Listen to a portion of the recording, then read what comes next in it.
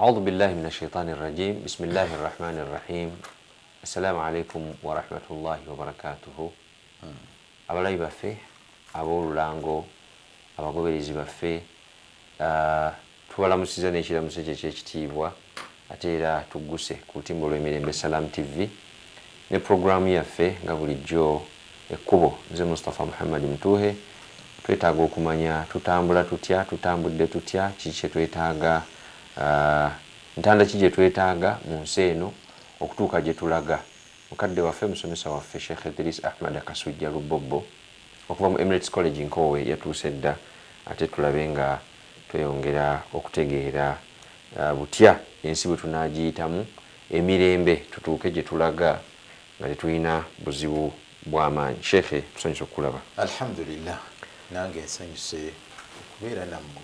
Tuyina abanafunzi ab'olulango abatugoberera sooka obabuuzeeko abalabi baffe abagobera programu zaffe ne programu endala zonna eza Salam TV kansooke mwenna balamuse nti assalamu alaikum warahmatullahi wabarakatuh. Wa alaikum assalam warahmatullahi wabarakatuhu. N'olwekyo njagala okubasiima n'okubeebaza otuusa abamu nange bansanga eyo ne banga nti atuwuliriza tulaba tugoberera n'ebifaanana bwe bityo. N'olwekyo tusaba Allah subhanahu wa ta'ala ffenna mmwe Allah atuweemu ekisinga obulungi biidhnihi ta'ala. Allahumma amiina. Ffenna bitugase. Ffenna bitugase. Ate nno bayinza okubeera nga bo abatulaba balowooza nti ffe tebitugasa. Naye tuyinza okuba nga emirundi mingi tufunamu n'omugaso n'okusinga. Baffe tebitukwatako. Tufunamu omugaso munene. Naffe bennyini gwe tuba oluusi tutamanyi nga okusooka twali tetumanyi mugaso gulimu ebyo bye tusomesa. Naffe ate ne tugufuna oluvannyuma lw'okubisomesa n'okumanya nti birina omugaso munene. Otambula eyo n'osanga abantu ne bagamba ebigambo ne weewuunya n'agamba ekyo nakiyiga ku Salam TV. Alhamdulillah. Noga impact nnene bweti. So mukimanye nti naffe tuganyulwamu nga nammwe bwemuganyulwamu. Mu buufu obwo nnyini Sheikh, Ramadhan egenda era egenze, omugenyi Ramadhan agenze. Allah yatugamba nti ayyama ma'dudat, nnaku ntono ngale era ogenda okulaba nga nnaku zigenze. Allah tusaasidde abasobodde okusiiba abasobodde okukoleramu bye bakoleramu. Ekyebuuzibwa kiki ekikakata ku mwanadamu oba omusiraamu ng'omugenyi ono Allah gwe yatusindikira agenda? Kiki ekitukakatako okukola okumanya n'okukola? Tayyib, bismillahi rahmani rahim, alhamdulillah thumma salatu wassalamu ala nabiyina Muhammadin wa ala alihi wa ashabihi ajma'in. Tuyina ebintu bingi Ramadhan ono nga agenda mu kaseera kano kennyini ke tulimu bye tulina okussaako omulaka. Ekimu ku byo kyekya zakatul fitri n'okusaala Eid. Ebyo bwe biggwa then okuwerekera omugenyi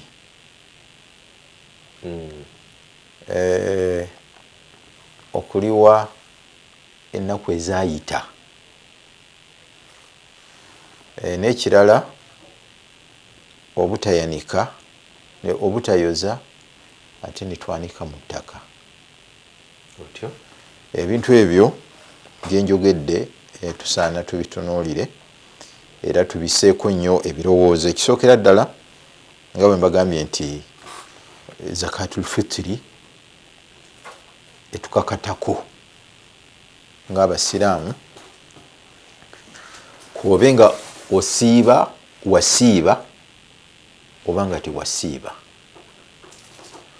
Kyentegeeza nti bw'obanga oli mu abo ng'obulamu bwabwe bwabakkiriza okusiiba tebalina birwadde, zakatul fitiri ebakakatako. Ekakata ku basiraamu abataasiiba olw'ebirwadde oba olw'embeera, era nabo zakatul fitiri ebakakatako. Kino nno kisaana kitegeerekeke nti bwe tubeera mu Ramadan, bw'obanga olina ebizibu, olina ebisonyiisa ebitakukkiriza kusiiba, kino ekyobutasiiba mmere ebyakunywa, ekyenjala kyekyokka ekikusonyiyibwa.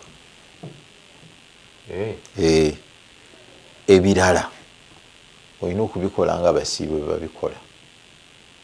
Tarawihi tezikuyitako, tahajjudi tezikuyitako, okunoonya Laylatul Qadiri kuba kukwatako, okusiibula abasiibi kuba n'ebirala byonna biba bikwatako. Emirimu emirungi egikolebwa mu gyonna n'enneeyisa.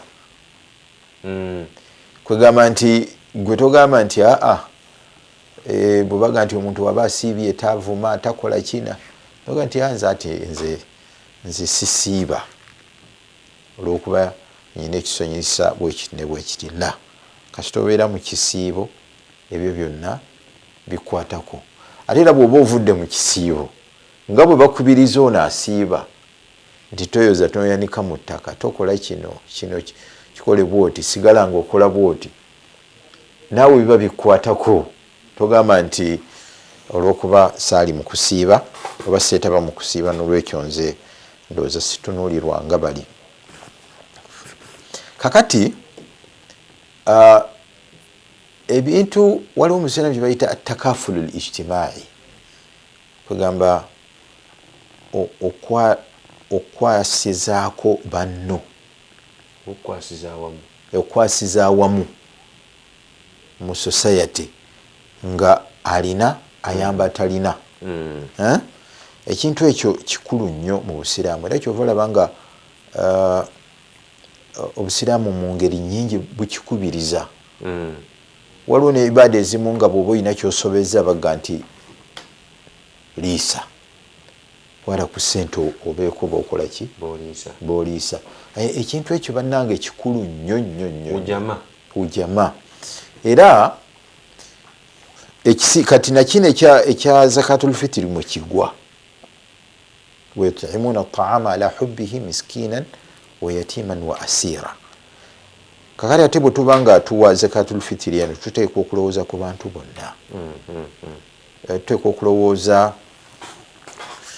ku b'eŋŋanda, ab'emikwano, emiriraano, abalwadde abali mu malwaliro, abali mu makomera. Abantu abo bonna tuteekwa balowoozaako mu kintu kino ekya zakatul fitiri. Oba olaba nti kyalibadde kirungi zakatul fitiri eno tugiwa mangu, kubanga baulama bagamba nti etuuka kasita Ramadaan ayingira. Olunaku olusookera ddala kasita Ramadaan ayingira. Yes. Kakali ate bw'obanga wakibaze olabira ddala nga busiraamu buli practical, kuba kati mulimu bannaffe abaga nti bo batoola mmere. Kale kiba kitegeeza nti emmere eyo bw'ebanga yakutwala wala yeetaga transport, kiba kitegeeza nti mulina gitoola mangu. Kakati ensi yafuuka kyalo kimu ekinene, ekiba kitegeeza nti omuntu asobola okuweera zakatul fitiri mu America abagiganyulwamu nga bali Uganda oba bali Rwanda oba bali walala. Kisoboka, babikola n'akiika bazisala. Kakati olaba nti ebbanga eryo okutandika ku Ramadan twalibadde twatandika dda okulikozesa zakatul fitiri netuuka okutuuka ku bannanyiniyo mu budde, kubanga kibi nnyo okubeera nga waliwo section emu mu bantu nga bali mu society emu banzikiriza emu naye nga waliwo abasanyuka ate waliwo abakutte ku matama. Si kirungi n'akatono. Kati ukiraba nga omulamwa gwa zakatul fitiri mukulu nnyo. Era baulama bagamba nti zakatul fitiri yegendererwa mu aya egamba nti qad aflaha man tazakka wa dhakara isma rabbihi fasalla. Eri mundoza mu surati al-A'la mu juzu amma ezo sura bangi bazimanyi. Kati qad aflaha man tazakka yesimi oyo man tazakka awa zakatul fitri. Zaka yogera wakawo fitiri. Baulama baga nti al-maqsud min hadhihi al-aya mu kigambo qad aflaha man tazakka bategeeza zakatul fitri wa dhakara isma rabbihi. Zino takbira zitukola Allahu akbar Allah ezaidi wa dhakara isma rabbihi fasalla neyetaba ne mu kusaala yidi atole zaka otyo alete tahali takbira otyo na asale yidi yeyesimi nolwekyo bwe kibanga Allah yaggumizaga nti qad aflaha man tazakka abeera ddala yesimye man tazakka akola ki atoola zaka naye nga baulama baga nti ekigenderwa mu zaka eyo zakatul fitiri. Kakati ate era baulama bagamba nti zakatul fitiri eno n'emirimu gino egikulembera nga bwe tubadde mu nnaku 10 ezisembayo mulimu itikafu mulimu tahajjudi mulimu lailatul qadiri byetubaddemu. Kakati baga nti omuntu asobodde okwakivinga asobodde okutuukiriza ebintu ebyo nga mwotadde ne zakatul fitiri yajjayo amakulu ga yidi. Amakulu yasaana okujaganya okujaguza ku yidi kubanga ayina byakivinza ayina byatuuseeko. Naye kakati bw'obeera nga obadde tofaayo ojja kwetaba mu yidi ate bakulabe ng'osanyuka nnyo naye nga baga nti eri bamalayika baga nti oyo asanyuka ki? Asanyuka ki? asiibi talina mbaga kwega embaga kwega ino kulemberwa ga nti kino kituuseeko kati njaganya enteekateeka otyo ng'omwana bw'omusomesa n'afuna diguri n'akola pati naga nti bannange emyaka gye mmaze okuva mu nasare primary n'egundi n'emitendera egikola ki egiddirira kati raba wentuuse najaganya era n'ayita abantu. Kakati naawe okujaganya ku yidi oteekwa okuba nga olina by'ojaganya naawe by'osobola okumanya nti olina byenkoze. Kiraba kitegeeza nti atakoze tajaganya ajaganya naye ono yajaganya obutuufu yajaganya ng'alina ensonga entuufu. Kakati nga bwe tugambye nti zakatul fitiri ekakata ku oyo eyasiiba n'ataasiiba omuto n'omukulu okuwaayo naye ono omuto ono amulabirira yamuweerayo naye nga zakatul fitiri emukakatako kubanga zakatul fitiri ekakata ku mitwe tekakata mu maali. Eri zaka eri gye tumanyi yekakata ku maali mu maali etali ya mwana otyo. Ate abantu betubeera nabo baganda baffe abaweereza baffe nga si basiraamu kakati bwe baba nga si basiraamu tolina bw'oyinza kubaweera zakatul fitiri kubanga eno ibaada ate ekola ki ekakata ku basiraamu. Kakati bano beetakakatako tolina ate bw'oyinza kugibaweera kubanga ekakata ku mitwe naye emitwe egyo giteekwa okuba nga misiraamu. Ekirala bwe wabaawo omuntu nga ayina omukyala ayina olubuto ayina olubuto obusobozi bwe bubaawo kwegana okulaga Allah subhanahu wa ta'ala nti omwana oyo tumutwala nti ni'ma kyengera wadde tanazaalibwa.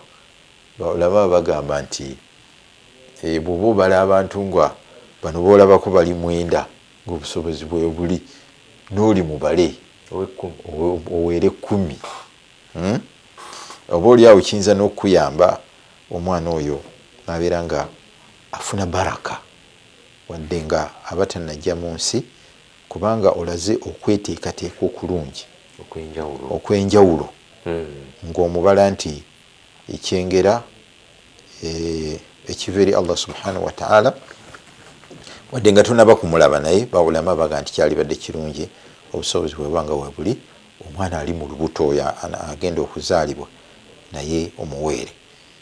Kakati zakatul fitiri eno eri sunna ebiseera bino byonna ebikulembera.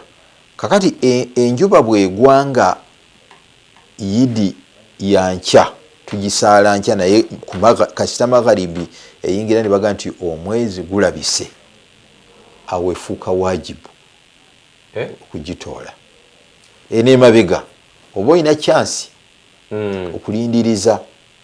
Naye bw'otandikira kasita enjuba egwa obeera nga olina okugiwa, oba oteekwa okugiwa kasita enjuba egwa. Naye ng'eri mustahabu ekiri sunna okugiwa nga bwe twayogedde mu ntandikwa okubeera ddala mu Ramadaani lwetandika olw'emisoso oluusi egy'enjawulo egiyinza okuyitibwamu okugituusa eri bannanyiniyo. Bwe mugiwa mangu eba esobola okutuuka ku bannanyiniyo emangu, nabo ne beetegeka. Sheikh, waliwo ensonga abawalimu bano abatuweereza wano ewaffe ku nsonga ya zakatul fitiri eyo, abawalimu abatuweereza, kubanga ebiseera ebisinga zakatul fitiri eno tugitwala ku mizikiti tubamenya.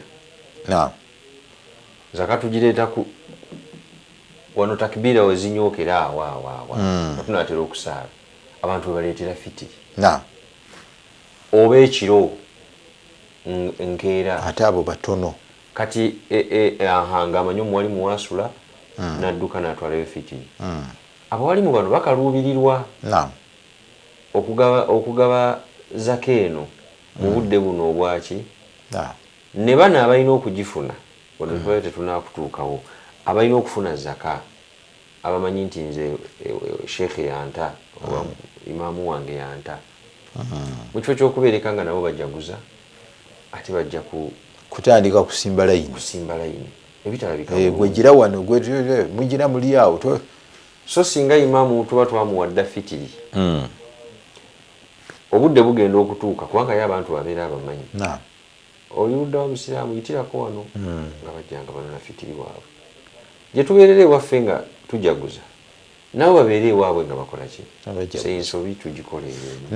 Kakati ebintu ebyo kwegamba kyetuyita obugunjufu bw'obusiraamu bwetukakasaako ebintu ebyo okubirowoozaako